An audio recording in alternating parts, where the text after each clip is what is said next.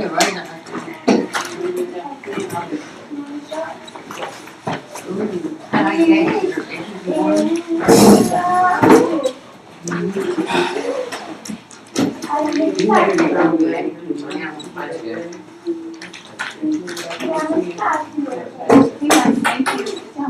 guys, we've been talking about poems, okay, and literature. And you guys said you all know what poems are, and you've read poems. And we talked yesterday a little bit about figurative speech, and how, like idioms, I know Mrs. Long talked to you about an idiom, which would kind of be, something that's not really real. We talked about, like, hey, it's raining cats and dogs. Okay, that'd be a good example of an idiom. We go out, and is it really rain cats and dogs? No. Or if somebody actually, if they, by chance would pass away, we'll say, hey, they kicked the bucket. Or they bought the farm is an expression to use, but they didn't really kick a bucket or buy a farm, okay? We use that expression, it's figurative. It means something else, okay, than what it's actually saying. And it's very, it's a way of speaking. It's a way that people communicate. And these types of speeches are really used a lot in poems. We talked about alliteration, how that you can have two words that will start together. Like Jack and Jill went up the hill. Okay, Jack and Jill starts with the same letter. Jack and Jill has kind of that same sound. You'll have two words together. It's alliteration. We have those a lot, okay, in poems.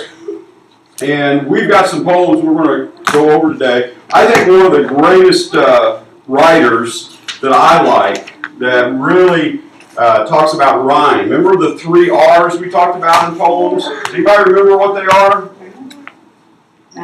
Anybody remember the 3 R's? Chris?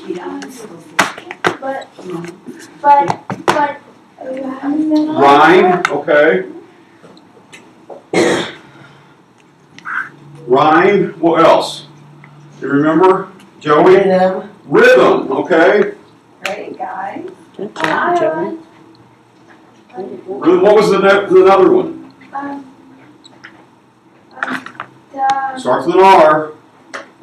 Chris? Or, I'm sorry, Austin? There's somehow an R. It's like when you have 2 words with the same sound as Right, and it's, if they do what? If they repeat, repetition. Okay? Repetition. So the 3 R's that we have. And I think one of the greatest writers that uses that a lot is Dr. Seuss. He uses that all the time. Repetition, rhyme, rhythm, okay, in his writings. And I've got a great story that I'm going to read to you today that I just give you an idea of kind of how writers can do this. And it's a story. It's not really a poem, but yet it kind of has that flavor. This is, I'm not going to get up today. How many would like to do that? How many can relate to that?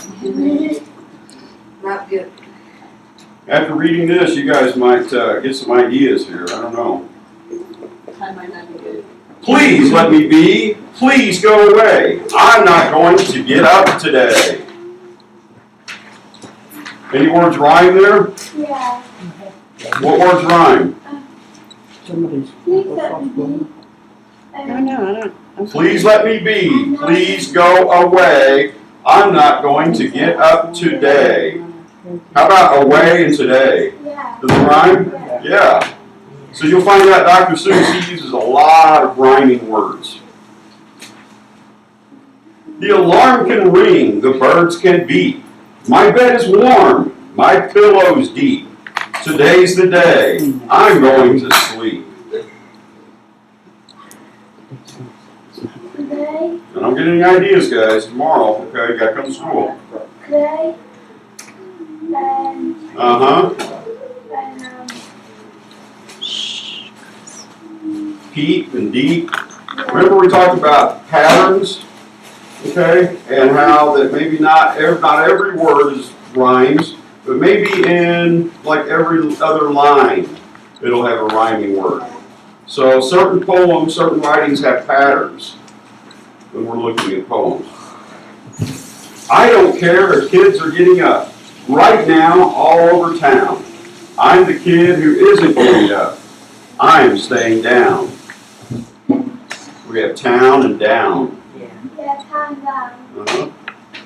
They right. All around the world, they're getting up.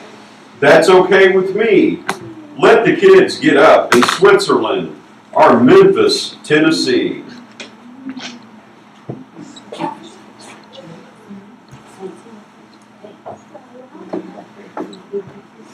Let the kids get up in Alaska and in China. I don't care.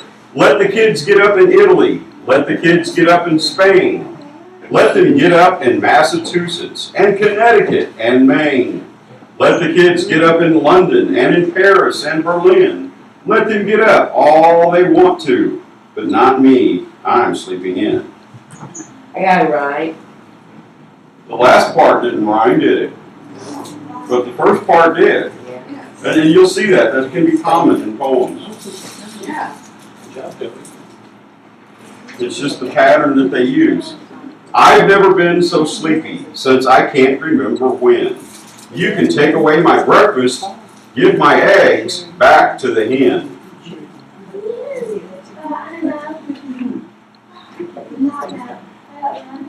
Uh-huh.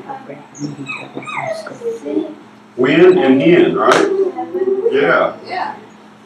They rhyme. Nobody's going to get me up, no matter what he does. Today's my day for woozy, snoozy, zee, zazoo. Yeah, I want to.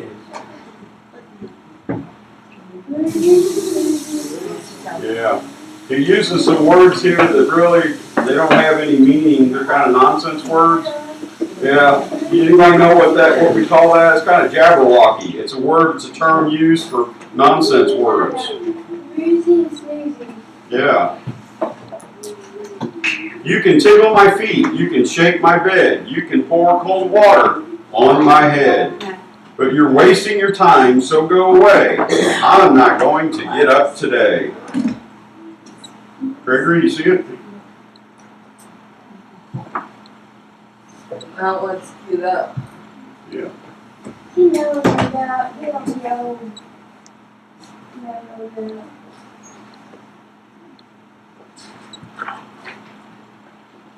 In bed is where I'm going to stay, and I don't care what the neighbors say. I never liked them anyway. He uses 3 rhyme words there, doesn't he?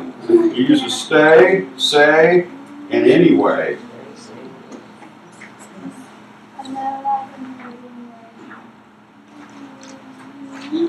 Let them try to wake me. Let them scream and yell and yelp. They can yelp from now till Christmas, but it isn't going to help. My bed is warm, my pillow's deep. Today's the day I'm going to sleep.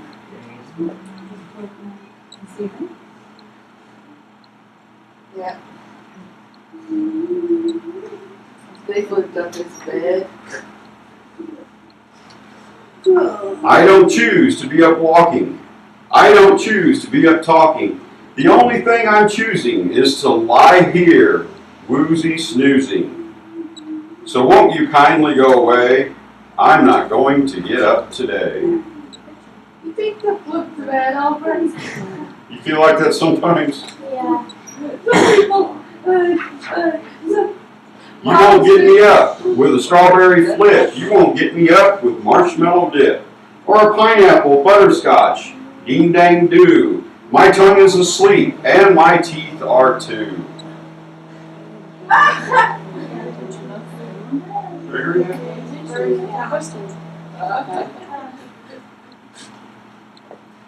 You can try with dogs and roosters. You can try with goats and geese.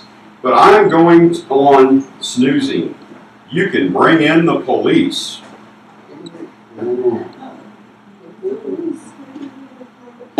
Think the police could wake him up?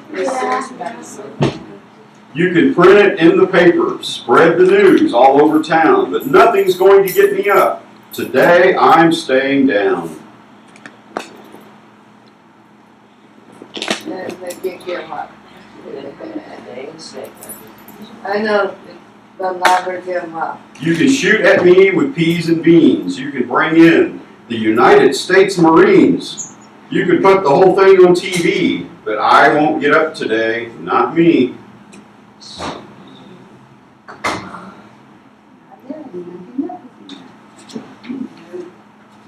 Nothing's going to get me up. Why can't you understand? You'll only waste your money if you hire a big brass band.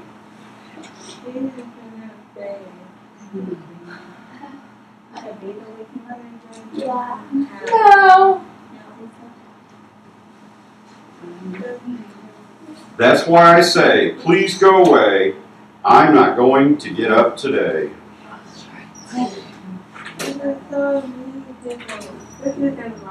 Yeah, I guess he really means it. Should we stay in bed all day? And that's it. That's the end. Joe, you wouldn't do that. So you guys can see from that a lot of rhyming words, right? He uses that. He uses rhyme, okay, to tell a story. So poems that we read have meaning. And we can read a poem, and you know when that author, the person that writes the poems, he has something that he's feeling inside, that he wants to express, that he wants to tell and share. Sometimes, you know, we hear songs on the radio, and that's really, it's an expression of what somebody is maybe feeling. They write it down on paper, they put words to it, or words, and then there's music to it, and they make it into a song. And sometimes poems can become songs. But there's a meaning behind it. And so when you read a poem, and you can think about it, well, what does he really mean? What is the writer talking about? I've got a poem that I want us to read. Actually, I've got a few that we're going to read today. And I think you'll like this one. I love you more than applesauce, than peaches and a plum, than chocolate hearts and cherry tarts and berry bubble gum. I love you more than lemonade and 7-layer cake, than lollipops and candy drops and thick vanilla shake. I love you more than marzipan, than marmalade on toast. For I love pies of any size, but I love you the most, the most. What do you guys think about that one? How do you like that one? What do Somebody's got you a sweet tooth. think It's all that about the writer, sweet tooth, isn't it? okay, or actually, first of all, let's talk about what do you think is happening in this poem? What would you think is happening with the writer? Any ideas? Chris?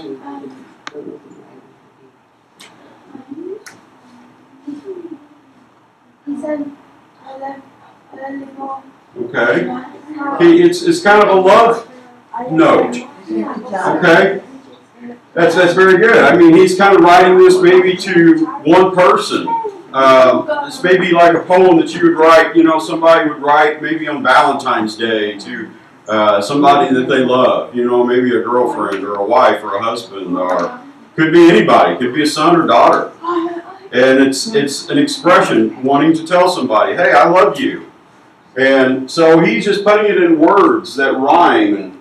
And how would you guys feel if somebody wrote this to you and you got it and opened it up and read that?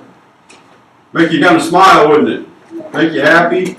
Yeah, it'd be kind of cool. Man, they really love me. You know, they love me more than applesauce. That's actually the name of the poem. Love you more than applesauce. So, what do you think are the feelings of the character? This is Jack Prelutsky is the one that wrote this. He's a very famous children's poem writer, author, I should say, not writer. And what do you think he's feeling as he writes this? Happy. Huh? Happy. He's feeling happy. Okay. He's not having a really bad day. He's not really blue. He's not down. Okay. He's probably happy. I mean, what else? What do you think he's feeling? I think he's feeling love. He's feeling love. He's feeling like, man, I really love this person, don't I? And I'm just, you can see, so that tells you kind of what's going on inside of him, of what he's feeling when he writes this. And he's wanting to express that love. So he does it, he puts it in a poem. Uses words that rhyme.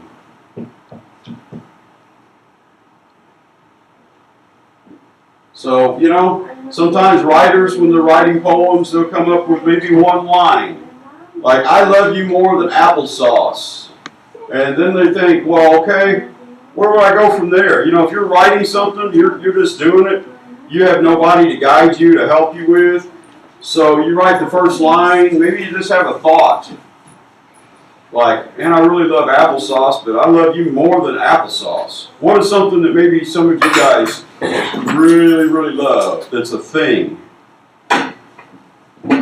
Joey, you love your trains, don't you? Yeah. Yeah? What do you love? So Joey could write, man, I love you more than trains. That would be pretty scary. I love you more than planes. Let's see, I'm trying to think. I'm not a good rhymer. Some guys that can really, they do that real well. For Destiny, it would be, I love you more than Austin Mahone. Yeah. Yeah. That would be a lot, wouldn't it? Yeah. Because we have to listen to that a lot. That'd be a lot of love. So that may be what, you know, he would start with, and then he just kind of goes from there. Okay, what can I do? What can I add to applesauce? Oh, there we go again. So he's kind of thinking along applesauce lines, so he uses kind of food, like plums and hearts and or chocolate hearts.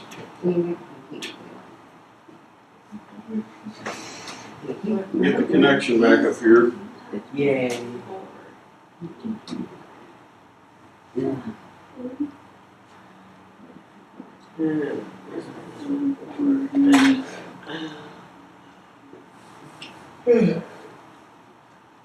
He's going to come back now. So that is a kind of a really neat poem. So if you guys ever want to write a poem, kind of gives you an idea maybe how you would start it, or you know, ideas. It comes from feelings. It comes from down inside you, and you want to express it. You want to express. Have you guys ever wrote a note or anything like a card, and you want to, you know, sometimes you ever gotten a Christmas card, a birthday card? Yeah, birthday cards. Yeah, you have, Chris. I wrote a letter to Santa. You did. You wrote a letter to Santa. That's great. Have you ever made a card for mom or dad or somebody? We just made cards the other day. We made cards letters to Santa Yeah, my son, he makes cards for me all the time. every time.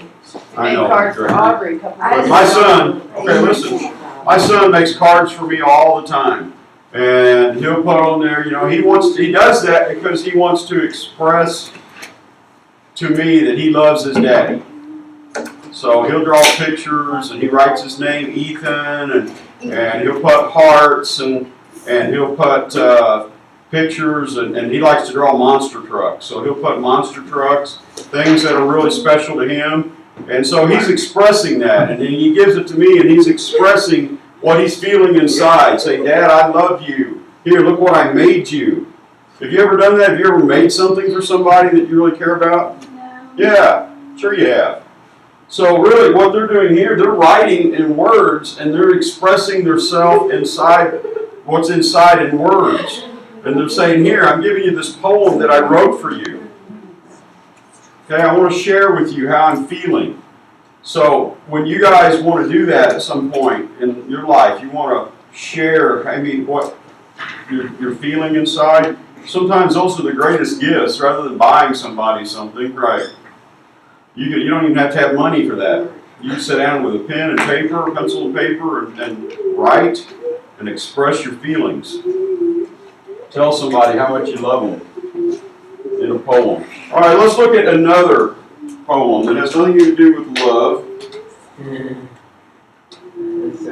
This is a fun poem.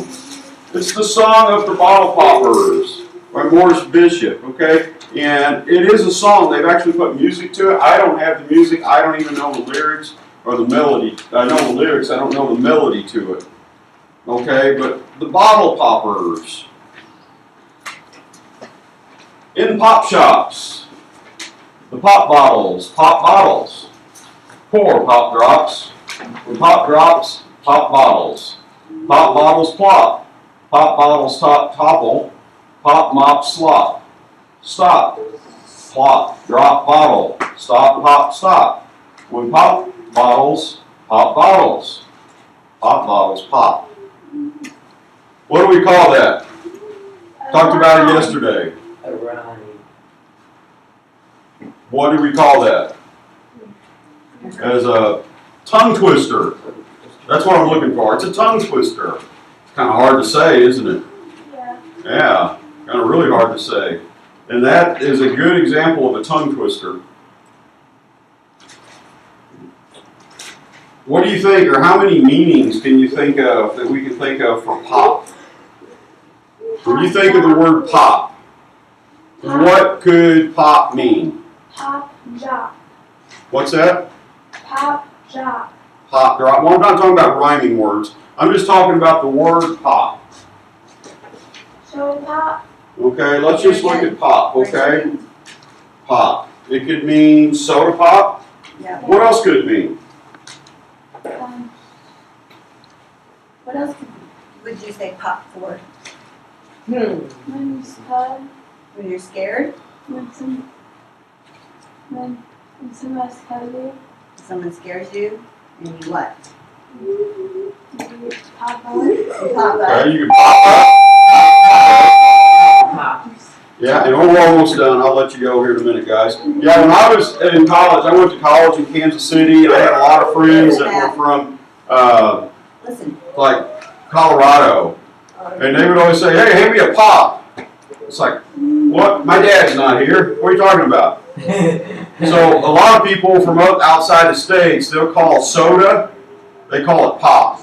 I want a pop. They do that. And it's really weird for us Missourians because we call it soda. And if you go down south and you ask for soda, they think you want like fizzy water. It's like soda. You want water that kind of fizzes, you know? They think you gotta actually say Coke. I want a Coke. To them in the South, a Coke can be anything. It can be Dr. Pepper, it can be Sprite. It's a Coke is a Coke. That's pop for them. They use that. But we in Missouri, at least I do, okay, from usually the St. Louis area, this side of the state, we say pop, or that's talking about our dad. Or we can pop up, okay, or pop, like soda pop. 3 different kinds of meanings. All right, guys, go ahead and take a restroom break. Come back. We'll get ready for math. Jesse, you have a potty? Go bathroom, sister. I'm getting bored. I'm getting bored in everything. Everybody gets bored in